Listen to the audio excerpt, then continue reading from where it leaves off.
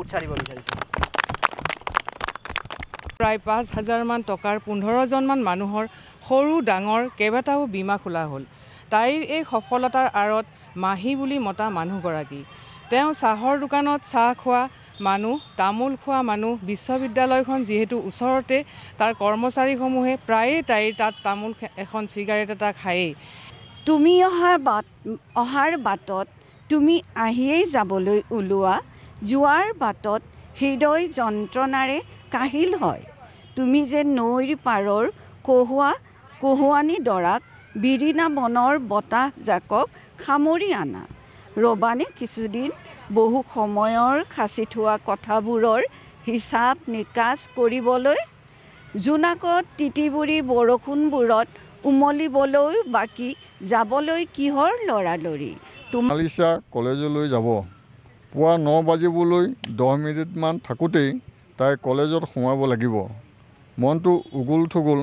যোৱা ৰাতি ভালদৰে টোপনিয়ে নহ'ল। গাৰুৰ তলতে ঘড়ীটো লৈ প্ৰায় 15 বাৰমান ঘড়ীটোলৈ চাই থাকিল। পুৱতি নিশা আউৰি খাউৰি টোপনিয়ে হেঁচা মাৰি ধৰাত কেতিয়া চকু দুটা ঘোঁৰামাৰা বৰহজাই সাহিত্য সভাৰ তেওঁলোকৰ কাৰ্যালয়ত আছোঁ আৰু আজি এক বিশেষ দৃশ্য যে মহানগৰীত সাহিত্য চৰ্চাৰ বাবে একাংশ এই ঘোঁৰামাৰা অঞ্চলৰ ব্যক্তিয়ে কেনেদৰে নিয়মমাফিকভাৱে কেইবা বছৰ জুৰি এই সাহিত্য চৰ্চাৰ এক বিশেষ প্ৰক্ৰিয়াত তেওঁলোকে ব্যস্ত হৈ আছে। যি সময়ত আমি বস্তুবাদী চিন্তাধাৰা বা আমি কেৱল আত্মকেন্দ্ৰিক বুলি কথা কৈ থকা হয়, সেই সময়ত সমাজ গঢ়াৰ অন্যতম অংশ এই সাহিত্য চৰ্চাৰ বাবে এই সন্মানীয় লোকসকলে এটা আমি হাত চাপৰিৰে আমি এই কাৰ্যসূচীটো এবাৰ যদি আগবঢ়াই নিব পাৰোঁ। আৰু এই হাত চাপৰি আচলতে এই আপোনালোকৰ কাৰণে হাত চাপৰি, কাৰণ আজিৰ যুগত কেৱল মই আৰু মইতে পৃথিৱীৰ কথাবিলাক সীমাবদ্ধ হৈ থকা দেখা যায়। মই যে আচৰিত যে মহানগৰীত তেনেকৈ আহি আপোনালোকে নিয়মীয়া সাহিত্য চৰ্চা কৰি থাকে বুলি বাইদেৱে ক'লে। আমি আজি এখন বিশেষ গ্ৰন্থৰ বিষয়ে ক'বলৈ ওলাইছোঁ আৰু এগৰাকী লেখিকা মোৰ সন্মানীয় বাইদেউ ৰিণিমণি শইকীয়া মেধি, আৰু তেওঁৰ নামটো তেওঁৰ কলমৰ জোৰত ইতিমধ্যে ভালেখিনি প্ৰচাৰিত হৈছে। আৰু তেওঁৰ কলমৰ লেখাৰ হয়তো আপোনাৰ প্ৰথম উপন্যাস চক্ৰবেহু লৈ পাঠকৰ মাজলৈ আহিব বিচাৰিছে। আৰু আজি ঘোঁৰামাৰা বৰহজা সাহিত্য সভাক আমি ধন্যবাদ দিব লাগিব। এই কিতাপখনৰ বিষয়ে কিতাপখন ৰাইজৰ মাজলৈ অহাৰ পূৰ্বে আলোচনা কৰিব বিচাৰিছে। সভাপতি ডাঙৰীয়া আছে। প্ৰথমতে আপোনাক আমি ধন্যবাদ দি বিষয়টো আৰম্ভ কৰিম, কাৰণ গ্ৰন্থৰ বাবে সাহিত্যৰ বাবে আমি যিমানে আমাৰ সমাজখন চৰ্চাত থাকে এটা সুন্দৰ প্ৰক্ৰিয়া অব্যাহত থাকে। প্ৰথমে আৰম্ভ কৰোঁ আপোনাৰ পৰা যে ঘোঁৰামাৰা বৰহজা সাহিত্য সভাৰ পৰা ৰিণিমণি শইকীয়া মেধি এই চক্ৰবেহু কিতাপখনৰ বাবে আপুনি কোনখিনি শুভেচ্ছামূলক বাৰ্তা দিব? ৰিণিমণি শইকীয়া মেধি আমাৰ ঘোঁৰামাৰা সাহিত্য সভাৰো এজন সক্ৰিয় সদস্য। তেওঁ ইতিমধ্যে এখন গল্পপুথি উলিয়াইছে আৰু এইখন তেখেতৰ প্ৰথম উপন্যাস। গতিকে মই আমাৰ সাহিত্য সভাৰ এজন সদস্য হিচাপে, তাৰপৰা এজন লেখিকা হিচাপে তেখেতক মই হিয়া ভৰি মোৰ শুভেচ্ছা জ্ঞাপন কৰিছোঁ। তেওঁ আগুৱাই যাওক। কিতাপখন মই সবিশেষ পঢ়িব পৰা নাই। মই ভাবোঁ তেখেতে এই উপন্যাসখনত তেখেতে সুন্দৰ চৰিত্ৰ অংকন কৰি সাহিত্যৰ ৰস সৃষ্টি কৰি মানুহক আগুৱাই নিব। সুন্দৰ, আপুনি সুন্দৰকৈ কথাখিনি কৈছে। আৰু এয়াই হ'ল এজনে আনজনক আমি আগবঢ়াই দিব লাগিব। আৰু আমি যিমান দূৰ অৱগত এইখন নাৰীত্বৰ যিটো ত্যাগ, নাৰীত্বৰ ত্যাগৰ বিষয়ে ভালেখিনি কথা ইয়াত লেখিকাই সন্নিৱিষ্ট কৰিবলৈ চেষ্টা কৰিছে। আমাৰ মহাশয়ে যিহেতু ক'লে যে সুন্দৰকৈ চিত্ৰ অংকন কৰা বুলি তেওঁ এটা আশা ৰাখিছে। যিহেতু ঘোঁৰামাৰা বৰহজা সাহিত্য সভাৰ সভাপতি ডাঙৰীয়াই ক'লে যে আশা এটা ৰাখিছে যে ৰিণিমণি শইকীয়া মেধিয়ে তেওঁৰ এই চক্ৰবেহুৰ মাজত সুন্দৰ চিত্ৰ অংকন কৰিছে। এতিয়া কিনো চিত্ৰ অংকন আছে, কিতাপখন আহিব, অহাৰ আগে আগে আমি কিছু কথা অৱগত হ'ব লাগিব। এতিয়া কিতাপখনৰ ভিতৰৰ পৰা আপোনাৰ নিৰ্বাচিত, কাৰণ লিখি থকা সময়ত আপুনি এইটো দাবী কৰিব নোৱাৰে যে ইয়াত যদি 1000টা বাক্য আছে, 1000টা বাক্যই শ্ৰেষ্ঠতম বাক্য বা আপোনাৰ প্ৰিয় বাক্য বা প্ৰিয় অংশ। আপোনাৰ প্ৰিয় অংশ কিছু আমি জানিব বিচাৰিম। প্ৰথমতে আপুনি অৱগত কৰক, তাৰপিছত এই সন্মানীয় যিসকল আছে তেওঁলোকৰ জৰিয়তে আমি আগবঢ়াই দিম। কোন নম্বৰ পৃষ্ঠাৰ বা কোন নম্বৰ অধ্যায়ৰ কথাখিনি ক'ব আপুনি? ধন্যবাদ। মই মোৰ কিতাপখনৰ 21 পৃষ্ঠাত থকা অকণমান কথা মই কৈ দিওঁ। এইখিনি মোৰ মানে খুব হৃদয়স্পৰ্শ কৰি যায় মোক। যিখিনি সময় শৈশৱৰ আটাইতকৈ মধুৰতম, সেই সময়খিনিতেই তাই জীৱনত কেনা লাগিল। তাই হাঁহিবলৈ পাহৰি গৈছিল। অনবৰতে মাক বাপেকৰ কাজিয়া পিছলৈ তাই কিছু কথা বুজি পোৱা হ'ল। বাপেকে কাৰোবাক ঘৰলৈ আনিব আৰু মাকে আনিবলৈ নিদিয়ে। এইটো তাই স্পষ্টকৈ বুজি উঠিছে এদিনৰ কাজিয়া এখনৰ পৰা। মাকে চিঞৰি উঠিছিল, অফিচ ক্ষতি কৰি হাৰামীজনীৰ লগত থাকিবলৈ বেয়া নালাগে। সিফালৰ পৰা দেউতাকেও খঙত কোৱা শুনিছিল, চুপ থাক, মই ক'লৈ যাওঁ কি কৰোঁ তোক কিয় লাগে? মই কি ক'ৰবালৈ যাবলৈ তোৰ পাৰ্মিশ্যন ল'ব লাগিব? খাবলৈ পাইছ, পিন্ধিবলৈ পাইছ, আৰু কি লাগে? মাকে কৈছিল, মোৰ জীৱনটো শেষেই কৰিলে আৰু এই ছোৱালী দুজনীৰ মুখলৈ চাই অন্ততঃ সেইবোৰ কৰিবলৈ বেয়া পাব লাগে। আপুনি সংসাৰখনত জুই লগাব বিচাৰিছে। আপোনাৰ ভুলটোৱে ইহঁতৰ জীৱনলৈ ভৱিষ্যতে অন্ধকাৰ নমাই আনিব।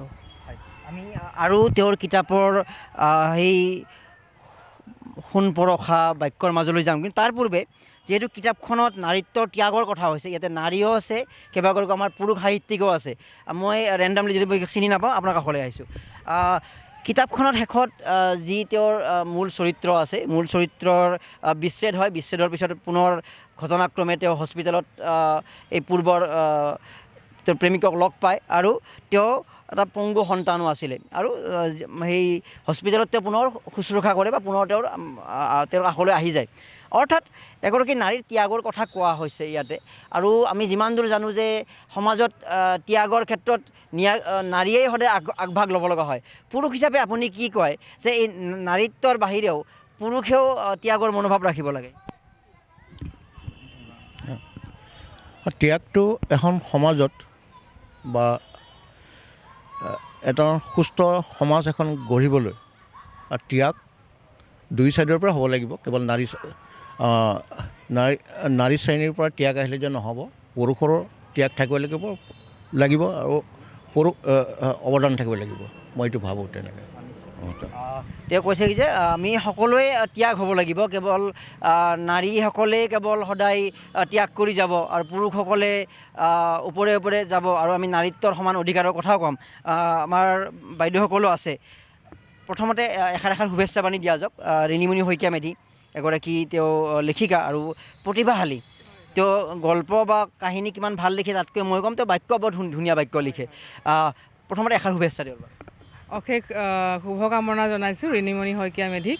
মই তেখেতৰ গ্ৰন্থ সুবাস গ্ৰুপটোত ফেচবুকৰ এই চক্ৰবেহু উপন্যাসখনৰ খণ্ড খণ্ডকৈ তেখেতে প্ৰকাশ কৰিছিলে।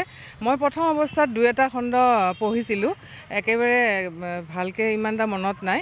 তথাপি তেওঁৰ সাৱলীল বৰ্ণনা আৰু তেওঁৰ শব্দৰ যিটো জোৰ, এই সকলোখিনিয়ে খুব পাঠকক খুব আকৰ্ষিত কৰে। গতিকে তেখেতে আকৌ আৰু আগবাঢ়ি যাওক। এই আপুনি দেখাই দিয়ক আমাৰ কিতাপখন। হয়, এইখন মোবাইলটো আমি দেখুৱাইছোঁ। আপোনাৰ নামটো? মোৰ নাম গীতা কাকতি বৰা। মই তেখেতৰ ওচৰে পাজৰেই থাকোঁ। গতিকে চক্ৰবেহুৰ পিছত এইখন মই কিতাপ আকাৰে দেখি পেলাই মোৰ খুবেই ভাল লাগিছে। মই গ্ৰন্থ সুবাসত পঢ়ি থাকোঁতে ভাবি আছিলোঁ যে এইখন কিতাপ আকাৰত পালে খুবেই ভাল লাগিব আৰু সম্পূৰ্ণকৈ বহি পঢ়িব পাৰিম। গতিকে এতিয়া মই এই কিতাপখনৰ সোৱাদটো ল'ম ঘৰতে বহি। তেখেতক আকৌ পুনৰবাৰ শুভকামনা জনাইছোঁ। নিশ্চয়, ধন্যবাদ। হয়, এষাৰ বাক্য। ৰিণিমণি শইকীয়া মেধি মোৰ বন্ধু হয়। ৰাতিপুৱাই তাই মোক ফোন কৰিছে যে আজি এখন হেৰি হ'ব, তুমি আহিবা। আচলতে সঁচাকৈ খুব ভাল লাগিছে এইটো পাই আমাৰ।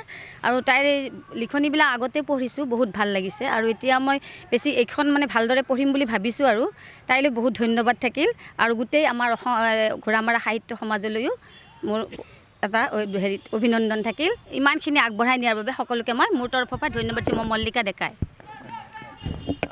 ঠিক আছে, আমি যিহেতু আমি চমুৱাইও আনিব লাগিব আৰু ৰিণিমণি বাইদেউৰ লেখাৰ লগত পৰিচিত আৰু কোনোবা আছে নেকি?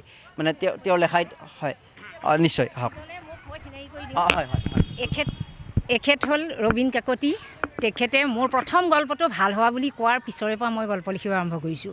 এই কথাখিনি মোৰ আগৰ ঢল বুলি গল্প সংকলনটোত মই ইতিমধ্যে উল্লেখ কৰিছোঁ। এখেতে বহুতখিনি সহায় কৰিছে এই প্লেটফৰ্মটো দি। ভাল মানুহে পালোঁ তাৰমানে, মোক যেনেকুৱা মানুহ প্ৰয়োজন। ঠিক আছে বাৰু।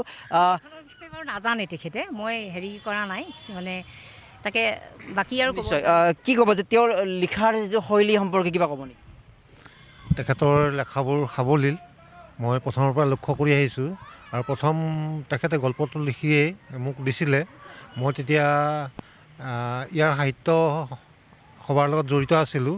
মই খুব ভাল হোৱা বুলি কৈছিলোঁ আৰু তেখেতে প্ৰকাশ কৰিছেই যে তেখেত অনুপ্ৰাণিত হৈছে মোৰ শুভেচ্ছাৰ পৰা। গতিকে তেখেতৰ লেখাবোৰ মই আগে পিছেও মই পঢ়ি আছোঁ বা আগৰ যিখন গল্প সংকলন সেইখনতো মই এটা পাতনি লিখিছিলোঁ। গতিকে তেখেতৰ এইবাৰ নতুনকৈ তেখেতে এখন উপন্যাস লিখিছে, এইটো আপোনালোকে ক'লেই এই সমাজৰ পৰা। গতিকে মই তেখেতক শুভেচ্ছা জনাইছোঁ, আগলৈও যাতে তেখেতে এনেদৰে লেখামেলা আগবঢ়াই যায়, সমাজক উপকৃত কৰে। ধন্যবাদ। এতিয়া বাইদেউতো নিৰ্বাচিত কৰি দিলে, এবাৰ আপুনি আহকচোন আৰু বাইদেউ আহক কিবা। তো মই এইবাৰ দিম, আমি ডেম'ক্ৰেচি লাইভে বাছনি কৰি দিম। মোৰ হাতত ৰেণ্ডমলি যিটো পেজ আহে 110 নম্বৰ পৃষ্ঠাটো আহিছে, কাৰণ বাইদেৱে হয়তো বাছি দিব পাৰি। এতিয়া মই চাওঁ প্ৰমাণ যে তেওঁৰ বাক্যবিলাক কিমান ভাল লগা হয়। আপোনাৰ নামটো কি ক'লে? গীতা কাকতি বৰা। গীতা কাকতি বৰাৰ হাতত মই কিতাপখন দিম আৰু 110 নম্বৰ পৃষ্ঠাত হয়তো অধ্যায় লিখিছে, 39 নম্বৰ অধ্যায়। আপুনি 39 নম্বৰ অধ্যায়ৰ পৰা ক'লৈকে পঢ়িব, এইখিনিলৈকে আপুনি পঢ়িব পাৰে। হয়, শ্বৰ্টবিলাক বেকৰ পৰা লৈ সন্মুখৰ পৰা বেকৰ পৰা। অফিচত নতুনকৈ বীমা খোলা মানুহবোৰৰ কাগজ আৰু পইচাসহ আটাইবোৰ জমা দিয়া হ'ল। এমাহমানৰ ভিতৰতে তাইৰ প্ৰায় 5,000মান টকাৰ 15জনমান মানুহৰ সৰু ডাঙৰ কেইবাটাও বীমা খোলা হ'ল। তাইৰ এই সফলতাৰ আঁৰত মাহী বুলি মতা মানুহগৰাকী। তেওঁ চাহৰ দোকানত চাহ খোৱা মানুহ, তামোল খোৱা মানুহ, বিশ্ববিদ্যালয়খন যিহেতু ওচৰতে, তাৰ কৰ্মচাৰীসমূহে প্ৰায়ে তাইৰ তাত তামোল এখন চিগাৰেট এটা খায়েই।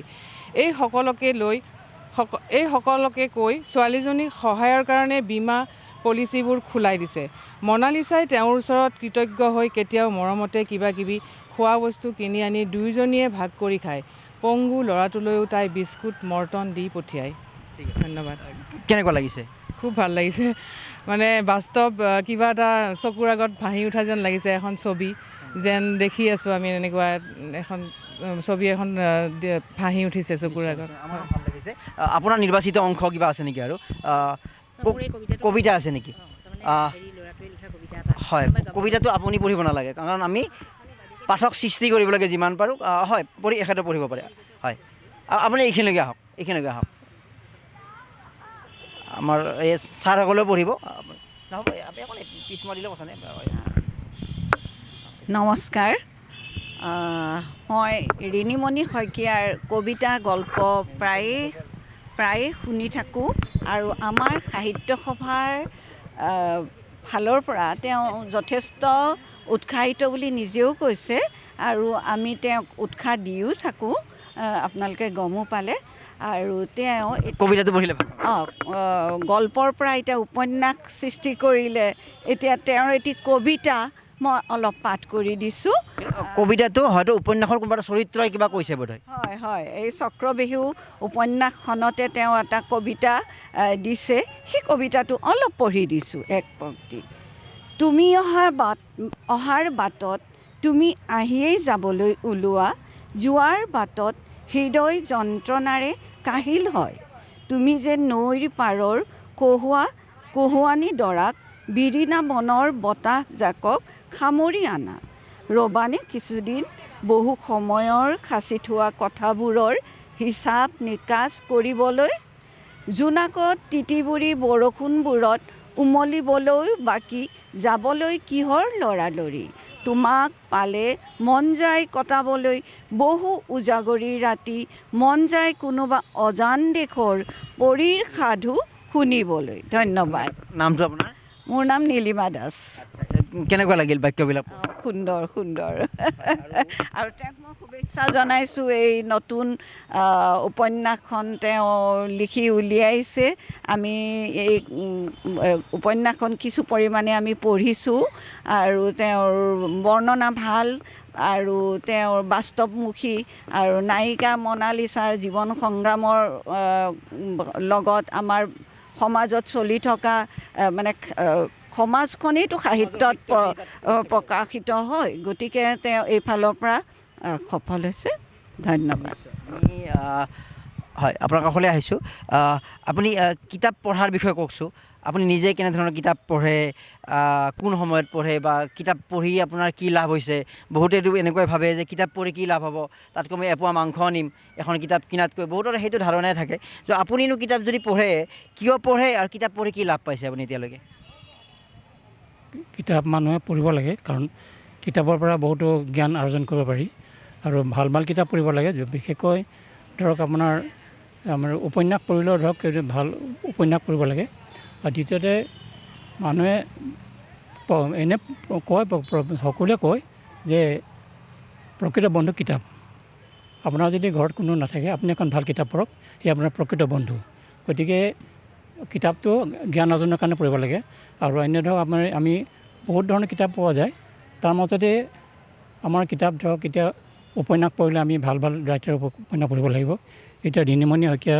মেধি আমাৰ ইয়াত আমাৰ ঘৰামৰাৰ বিশিষ্ট লেখিকা তেখেতৰ চক্ৰবেহী কিতাপখন লিখিছে সেইখন এতিয়া ধৰক পঢ়াৰ সৌভাগ্য মোৰ হোৱা নাই গতিকে যিটো শুনিছোঁ তেখেতে যিটো নাৰী শক্তিৰ বিষয়ে কথা কৈছে গতিকে সেইটো তেওঁৰ শুভেচ্ছা আছে শুভেচ্ছা আছে গতিকে তেখেতৰ কিতাপখন যাতে আমাৰ পৰুৱা ৰাজ্যৰ পৰা সমাদৰ লাভ কৰে সেইটো মই আশা কৰিলোঁ আৰু তেখেতৰ পৰা আমি ভাল ভাল কিতাপ বা ভাল ভাল উপন্যাস আমি ভৱিষ্যতে পঢ়িবলৈ পাম বুলি আশা ৰাখিছোঁ আৰু মই তেখেতৰ চক্ৰবেহীলৈ শুভেচ্ছা থাকিল ঠিক আছে আমি সামৰিব লাগিব আৰু সামৰণিৰ সময়ত আমি লেখিকাৰ কাষলৈ যাব বিচাৰিছোঁ লিখি থকা সময়ত আপুনি কোনকেইটা কথাৰ ওপৰত গুৰুত্ব দিছিলে আৰু সেই কাহিনীটোৰ মাজত কেনেকৈ সোমাই পৰিছিলে বা লিখি থকা সময়ৰ অভিজ্ঞতাখিনি কেনেকুৱা আৰু কিমান দিনৰ ভিতৰত এই লিখাখিনি আপুনি শেষ কৰিছিলে গুড ধন্যবাদ মই কিতাপখন আচলতে কাহিনীটো মোৰ খুব বাস্তৱ আছিলে বাস্তৱ কাহিনী এটাক মানে অকণমান মই পাই তাৰপিছত বাকীখিনি মই নিজেই সজাই লিখিলোঁ এইটো মই 2016 চনত মানে লিখিছিলোঁ এনেই কাহিনীটো অকল বৰ্ণনা কৰি থৈ দিছিলোঁ তাৰপিছত বিভিন্ন সময়ত মই সময় নাপালোঁ মোৰ মাজত 2018-19 বৰ্ষত মোৰ MA পৰীক্ষাৰ কাৰণে মই অলপ নিজে সাজু কৰিলোঁ সময় নহ'ল তাৰপিছত মই আহিল ক'ভিড আহোঁতে মই যিহেতু স্বাস্থ্যকৰ্মী গতিকে অলপ ক'ভিডত ব্যস্ত থাকিলোঁ এনেকৈ কৰি এই 5টা বছৰ মোটামুটি গুচি গ'ল তাৰপিছত 2021ত অলপ নিজকে সময় উলিয়াই পুৰণা সেই কাহিনীটোক অলপ বিস্তৃত ৰূপত লিখি উপন্যাস আকাৰত উলিয়ালোঁ মানে গতিকে এতিয়া যিহেতু আপুনি ফেচবুক গোটত লিখি আছিলে পাঠকৰ সঁহাৰি সেই সময়ত কেনেকুৱা আছিলে খুবেই ভাল আছিলে গ্ৰন্থ সুবাসত মই খুবেই ভাল সঁহাৰি পাইছোঁ মোৰ কিতাপখন উন্মোচন হ'ব বুলি মানে যিটো এডভাৰটাইজ সেইটো দিয়াৰ লগে লগে 1000ৰ ওপৰত মোৰ লাইক আহিছে আৰু মন্তব্যবোৰ আহিছে মোৰ খুব ভাল লাগিছে আজি নিজকে মানে মই ভাবিছোঁ আৰু ইমান মানুহে গম পাইছে আৰু কিতাপ বুলি আৰু এটা গ্ৰুপ আছে অভিযাত্ৰী বুলি এটা আছে এই তিনিটা গ্ৰুপত মই অলপ দিছিলোঁ কাহিনী জাষ্ট মই অকণমান মানে জানিবৰ কাৰণে কাহিনীটো তেওঁলোকে সম্পূৰ্ণ জনা নাই সঁহাৰি একেবাৰে শেষত কিতাপখন প্ৰকাশৰ লগত জড়িত মানুহখিনি কথা কওক আৰু ইয়াৰ মূল্য কিমান কৰিলে 220 টকা দেখি ইমান উন্নত ছপাবন্ধৰে কৰিছে পাঞ্চজন্য কোনে প্ৰকাশ কৰিছে আৰু এইটো পাঞ্চজন্য খ্যাতনামা প্ৰকাশন পাঞ্চজন্যই প্ৰকাশ কৰিছে আৰু পিছফালৰ প্ৰকাশনৰ একাষাৰখিনি তেওঁলোকেই লিখি দিছে তাৰমানে যেতিয়া মই কিতাপখন তেওঁলোকক মানে মোৰ কপিটো দিলোঁ ৰাফ কপিটো তেওঁলোকে চাই মানে সেইখনৰ পঢ়ি থাকোঁতেই ভাল লাগিল আপোনাক আমি ৰখাইছোঁ এজন পঢ়া মানুহ এজন লাগিছিল আৰু কোনোবা আহিব নেকি আপুনি আহকচোন চক্ৰবেহুৰ পিছফালে প্ৰকাশকে লেখিকাৰ বিষয়ে কিবা এটা দুআষাৰ লিখিছে সেইখিনি অকণমান যদি আপুনি পঢ়ি দিয়ে আমি ভাল পাম শেষত আপোনাৰ নামটো আপোনাৰ ৰঞ্জিতা বৰগোহাঁই এই ঋণিমণি শইকীয়া মেধিক প্ৰথমে ধন্যবাদ জ্ঞাপন কৰিলোঁ তেওঁ শুভেচ্ছা জ্ঞাপন কৰিলোঁ তেওঁ মোৰ প্ৰতিবেশী হিচাপে তেওঁক প্ৰথম মই লগ পাইছিলোঁ তাৰপিছত এতিয়াতো মানে পূৰা ভাল বান্ধৱীয়ে হৈ পৰিলোঁ তেওঁৰ